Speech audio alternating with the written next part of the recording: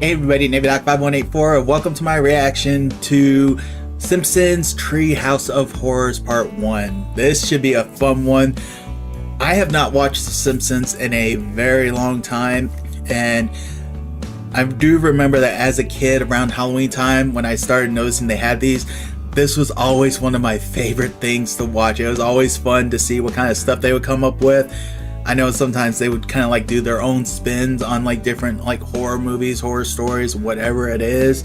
In fact, that was actually how I was introduced to Edgar Allan Poe's The Raven, was through one of their Treehouse of Horrors. I don't remember which one it was, but I think it was one of the first ones I'd seen. But these are always so much fun to watch, and honestly, with there being so many seasons, I'll probably get a nice bit of these.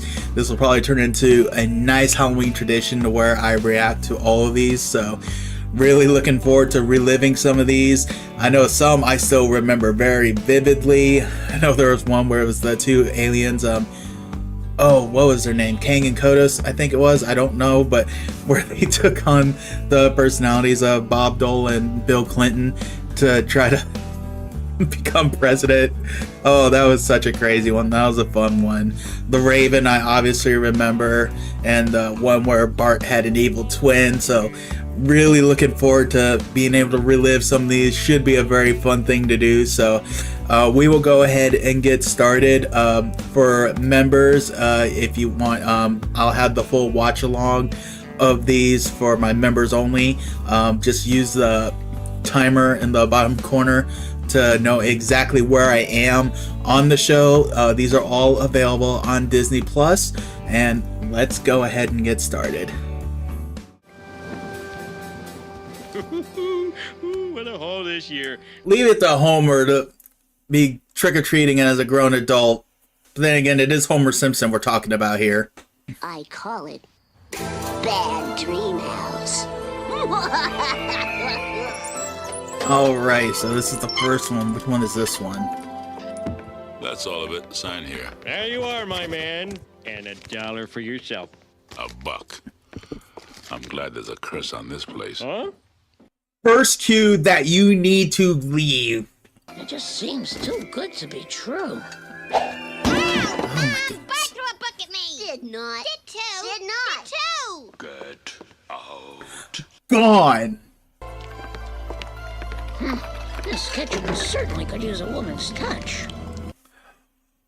No. Homer! What's this thing in the corner? I don't know. It looks like a vortex. Another sign that you need to leave. Mom, Dad, help! Oh my god. Okay, that's your second warning. Get your coats. We're leaving this house right now. Yes. Now, wait a minute, Look, Marge. they helped you.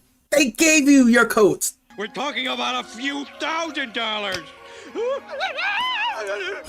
It's got great high ceilings. Yes, it does. Tell you what, let's sleep on it, okay? Just sleep on it. Maybe you should sleep on it in a hotel. They are all against you, Bart. All against me.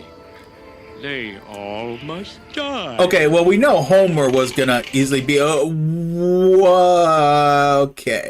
Homer! Bart, Lisa, Maggie, stop it! Sorry. Sorry, Dad. Sorry, Bart. Sorry, Mom. Sorry, Meg. Oh, that does it. Children, get dressed. We're leaving. Oh, come on, Marge. You said you'd sleep on it. Mom, Dad, look. Uh-oh. It's an ancient Indian burial ground. How do you miss that in the viewing? Your intestines will rise and boil. Your Is that really necessary? And some horrible stuff. Possibly your brains will start coming out through your nose. Uh-oh. Shut up! Quit trying to push us around! Stop saying those horrible things and show some manners! Wow. My name is Marge Simpson. This is my family, and we're not going anywhere. Well, she should have changed her We're all tune gonna have to live quick. together, so you better get used to it. Please. Can I have a minute to think about this? Oh. What choice do I have?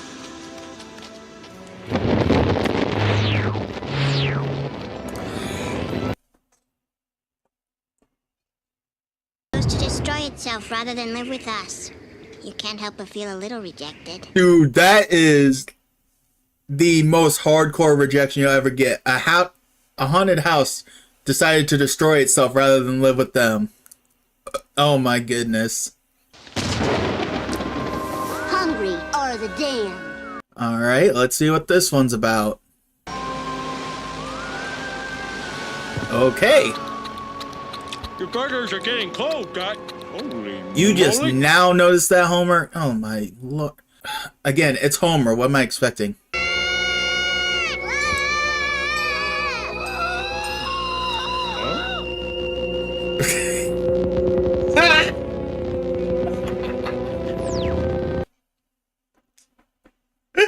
Oh my goodness, are you serious? What was that?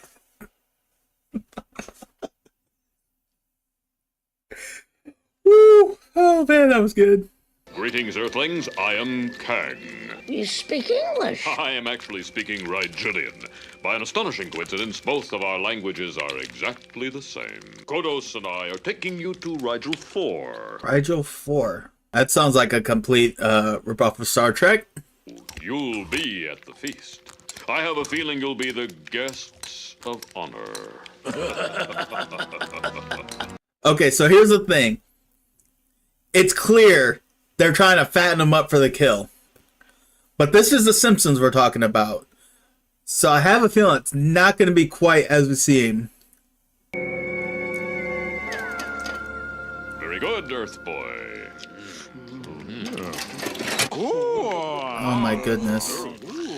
Excellent, Mr. Simpson. Why are they weighing them?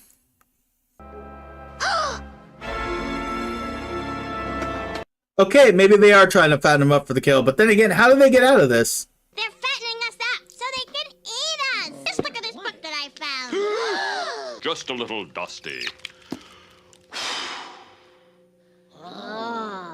Oh.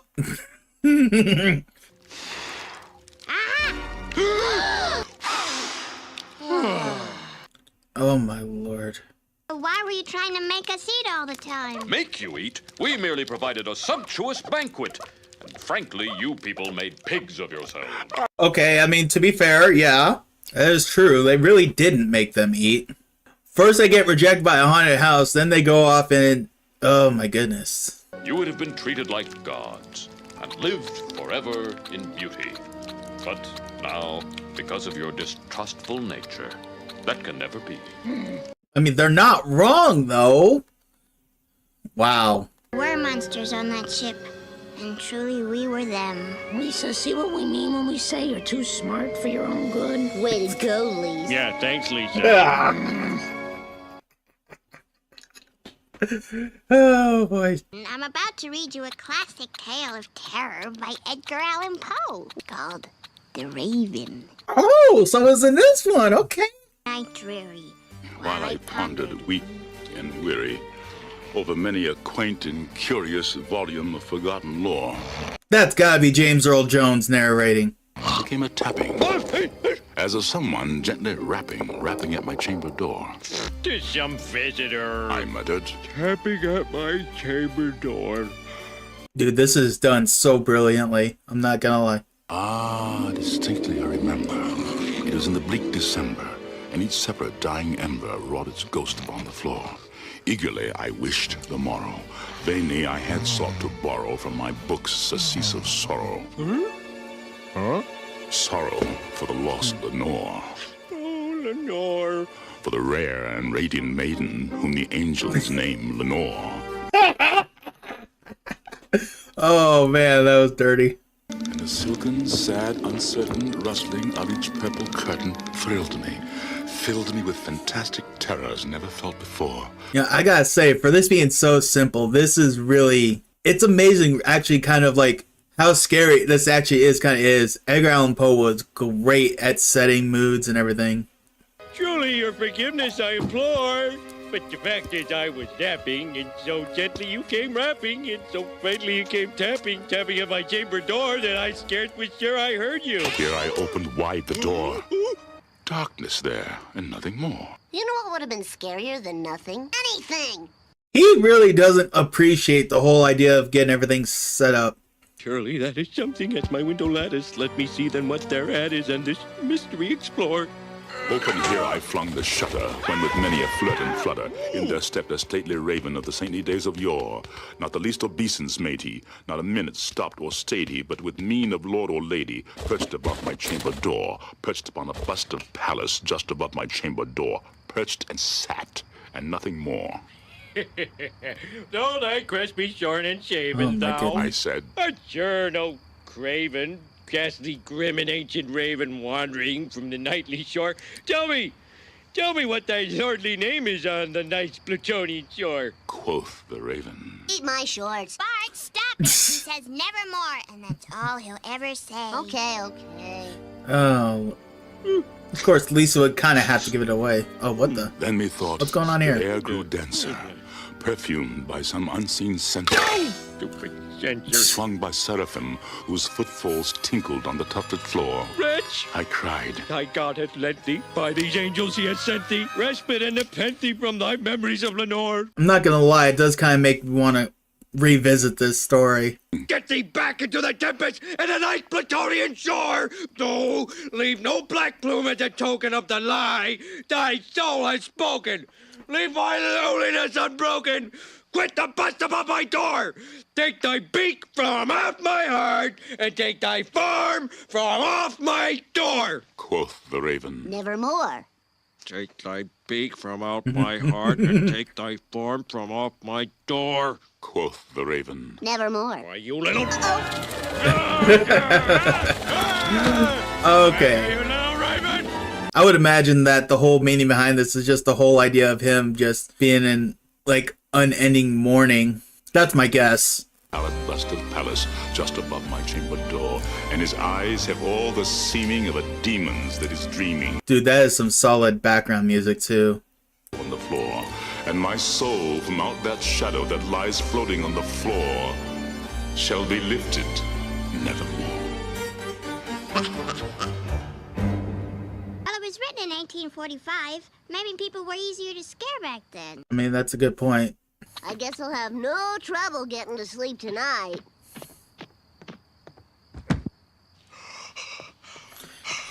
I forgot Homer was listening in on the... Oh, he is done. He is toast. They're just children's stories. They can't hurt you. Okay, Poe is not a children's story. Oh, I hate Halloween.